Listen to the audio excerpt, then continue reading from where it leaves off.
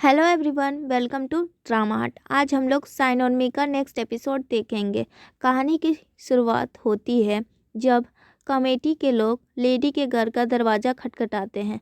वो लोग उससे कहते हैं आपने अब तक फ़ी पे नहीं की है, लेकिन वो औरत अभी भी बहुत एरोगेंट है। वो उन्हें भगा देती है, ये बोलकर मुझसे पूछने की हिम्मत कैसे हुई, चलो निकलो यहाँ से।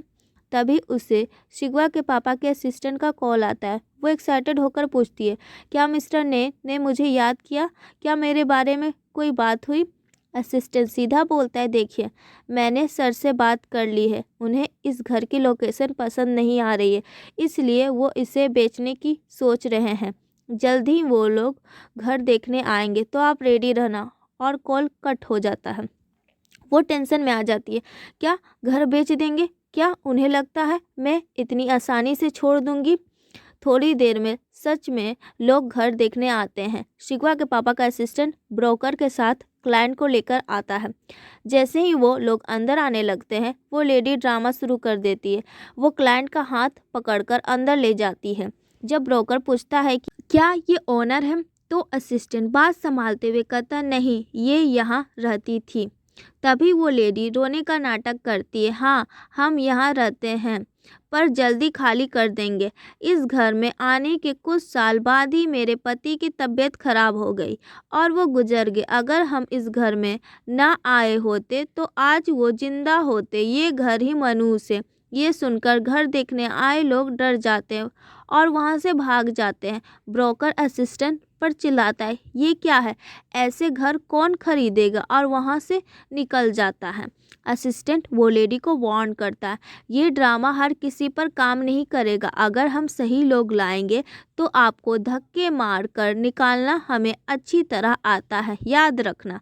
अब उस औरत को समझ आ जाता है कि वो यहाँ ज़्यादा दिन नहीं रह पाएगी। तभी ननियान रोते हुए आती है और पूछती, मम्मी क्या हमें घर खाली करना पड़ेगा? अब हम कहाँ जाएंगे? मम्मी कहती है, बेटा उनके दिल में अब हमारे लिए कोई प्यार नहीं बचा, सब खत्म हो गया। अपने सारे महंगे कपड़े और सामान पैक कर लो, हम अपने पुराने घर वापस जाएंगे। ननयान गुस्से में फट पड़ती है, मम्मी आप ये क्या कह रही हो? बचपन में अगर हम वही पुरानी ज़िंदगी जी रहे होते तो आज मेरे पास एक डिसेंट जॉब होती और कोई अच्छा लड़का देखकर मेरी शादी हो गई होती। आपने ही मुझे पैसे का लालच दिखाकर यहाँ लाया। इतने साल ये सब देखने के बाद अब फिर से मुझे उसी पुरानी जगह ले जा रही हो। मैं वहाँ कैसे रहूँगी? सब जगह मेरी बदनामी हो गई है और उसकी वजह सिर्फ आप हो। ननयान वहाँ से रोते हुए चली जाती है, पर उसकी मम्मी को अब भी कोई पछतावा नहीं है। दूसरी तरफ रोंग अपनी एक पुरानी फ्रेंड के साथ होती है। रोंग उससे कहती है, मैं ये शहर छोड़कर जा रही हूँ। मुझे पता चला कि तुम्हारा घर एयरपोर्ट के पास है, तो सोचा मिलते हुए जाऊँ।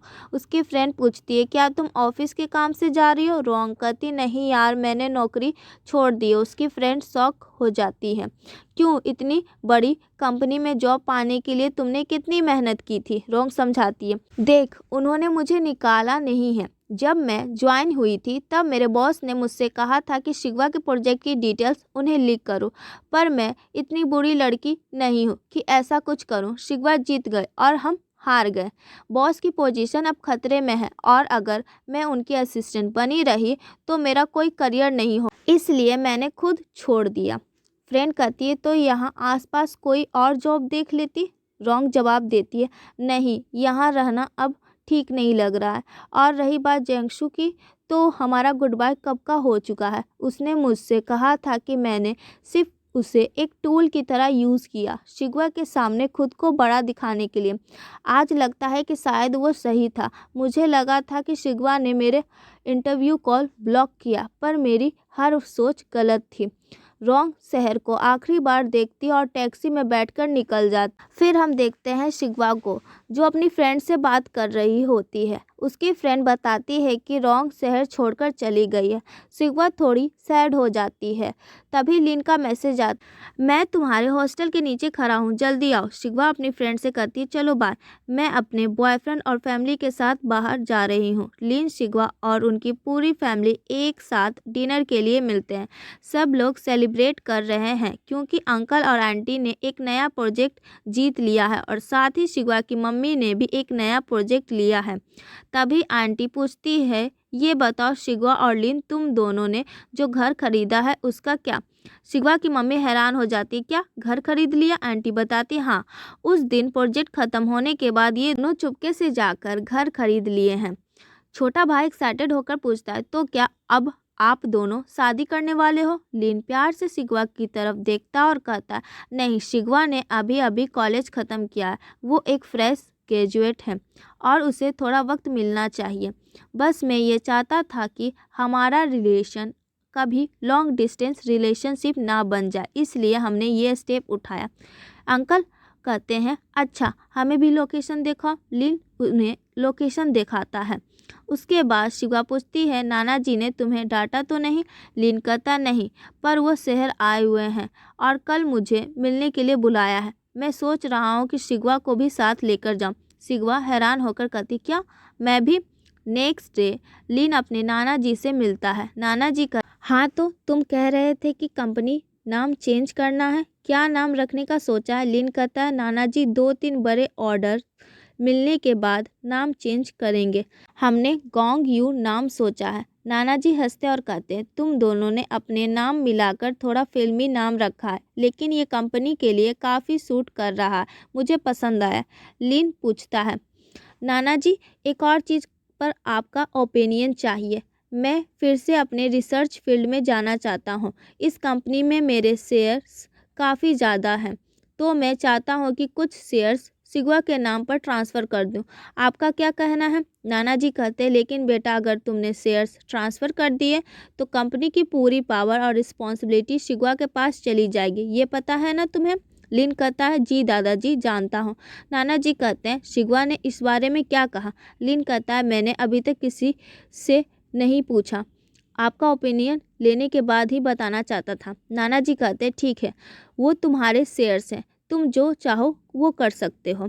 शिगवा ऑफिस में काम कर रही है, टाइम हो जाता है और जैसे ही वो निकलने के लिए मुड़ती है, लीन पीछे खड़ा होता है। शिगवा पूछती है, अरे तुम कब आए, पहले क्यों नहीं बताया? लीन साइलेंट रहता और थोड़ा गुस्से से देखता है। शिगवा कहती, सॉरी ना, क्या नाना जी ने तुम्हें डांटा? मैंने कहा था ना कि मैं साथ चलूँगी, पर ऑफिस में बहुत काम आ गया था, इसलिए मैं नहीं आ पाई। तब लीन बताता है कि नाना जी ने कहा है कि वो हमारी कंपनी के नेमिंग सेरेमनी में ज़रूर आएंगे। शिगवा कहती, ये तो बहुत बढ़िया न्यूज़ है। लीन कहता है, चलो अब निकलते हैं। तो वो दोनों वहाँ से निकल जाते हैं। वक्त बीतते गया। हर महीने शिगवा और लीन ने मिलकर सारे प्रोजेक्ट फिनिश किए। फाइनली नेमिंग सेरेमनी का दिन आ गया। काफ़ी लोग इकट्ठा हुए थे। होस्ट कहता है, अब हमने नाम का पर्दा हटाने के लिए गेस्ट को स्टेज पर बुलाना चाहेंगे। लीन के नाना जी और शिगवा की मम्मी ने मिलकर नया नाम रिवील किया। फंक्शन बहुत ग्रैंड था। उसी रात शिगवा लीन को एक सुंदर ग्रीन गार्डन जैसी जगह पर लेकर गई, जो उसने खुद बनवाई थी। शिगवा कहती है, वो बड़ा फंक्शन सबके लिए था, पर ये हमारे लिए, इसे तुम ओपन करो। लीन पर्दा हटाता और हैरान रह जाता। शिगवा ने वहाँ फॉरेस्ट का नाम लीन गोंग रखा है। लीन कहता है, ये नाम कब बदला तुमने? शिगवा कहती है, जब तुम रिसर्च सेंटर चले जाओगे तब मैं तुम्हें दिन में 10-10 घंटे तक नहीं देख पाऊंगी, इसलिए मैंने ये नाम रखा है। फिर दोनों अंदर जाते हैं। शिगवा ड्रिंक्स बनाती है, दोनों साथ बैठकर ड्रिंक्स इंजॉय करते हैं और इसी के साथ आज का एपिसोड ख़त्म हो जाता। अगर आपको वीडियो पसंद आया हो तो लाइक ज़रूर करें और हमारे चैनल को सब्सक्राइब करके बेल आइकन ज़रूर ज़रूर ज़रूर दबाएँ। मिलते हैं अगले वीडियो में, तब तक के लिए बाय।